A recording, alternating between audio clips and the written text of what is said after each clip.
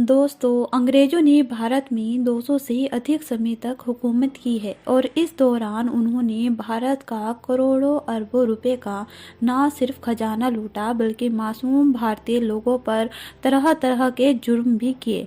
अंग्रेज जब भारत आए तो उन्हें यहाँ सबसे बड़ी समस्या गर्मी की लगी थी, लेकिन वे अपनी हर समस्या को दूर करने के लिए मासूमों का सहारा लिया करते थे। जिस समय ब्रिटिश भारत आए थे उस समय तक बिजली से चलने वाले पंखों का आविष्कार भी नहीं हुआ था। अंग्रेजों को जब भारत की गर्मी बर्दाश्त नहीं हुई तो उन्होंने कुछ लोगों को पंखा चलाने के लिए काम पर रखा। उन लोगों को पंखा वाला नाम दिया गया था, लेकिन पंखे वालों की नौकरी इतनी आसान नहीं हुआ करती थी। उन्हें अंग्रेजों द्वारा पूरी तरह प्रताड़ित किया जाता था। तो दोस्तों, स्वागत है आपका रियल हिस्ट्री स्टोरी में। आज की इस वीडियो में हम आपको बताएंगे कि अंग्रेज अपने ऐशो आराम और सुख सुविधाओं के लिए किस हद तक गिर जाया करते थे। दोस्तों, आपने अंग्रेजों की वो क्रूरता पहले कभी नहीं देखी होगी जो आज हम आपको बताएंगे। आज के समय में जब भी हमें गर्मी लगती है तो हम एक स्विच दबाकर पंखा चालू कर लेते हैं, लेकिन एक समय ऐसा भी था जब पंखे जैसी कोई चीज़ भारत में नहीं हुआ करती थी। भारतीय लोग हर मौसम को झेलने के आदी हुआ करते थे, लेकिन जब अंग्रेज भारत आए तो उन्हें यहाँ का मौसम रास नहीं आया। अपनी सहूलियत और सुख सुविधा के लिए उन्होंने पंखों का निर्माण करवाया जो वुडन फ्रेम और कपड़े की मदद से बनाए जाते थे।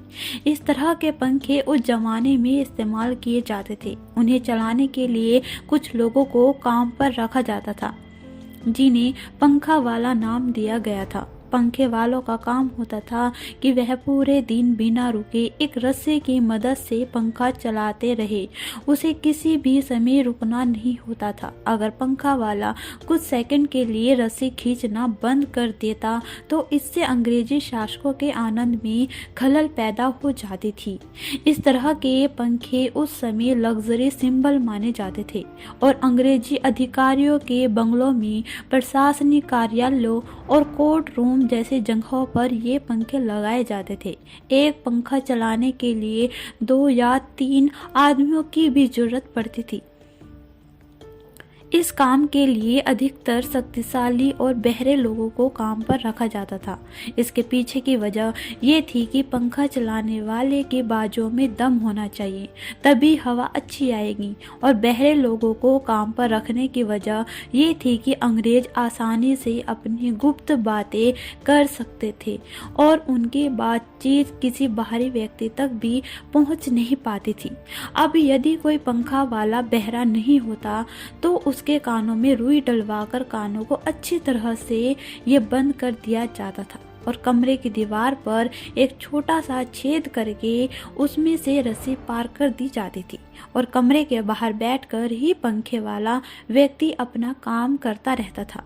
एक पंखे वाले की जॉब इतनी आसान भी नहीं होती थी जितनी आप सोच रहे हैं। शायद आपको लग रहा होगा कि ये काम मजदूरी करने या फिर माल ढोने से तो अच्छा है, क्योंकि इसमें दिन भर एक कोने में बैठकर बस पंखा ही तो चलाना है। लेकिन यदि रस्सी खींचते समय कोई पंखा वाला थक जाता था और कुछ सेकंड के लिए भी पंखा चलाना बंद कर देता था तो अंग्रेजों द्वारा उसे बेरहमी से पीटा जाता था।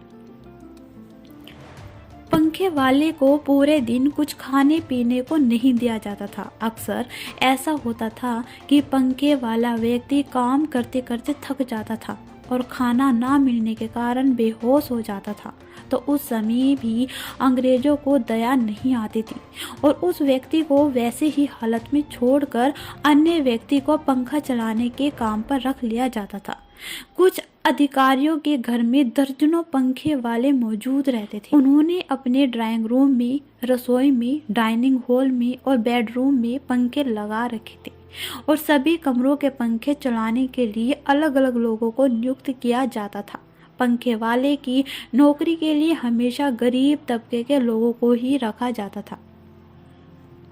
जिनके ऊपर अंग्रेज आसानी से मनमानी चला सके।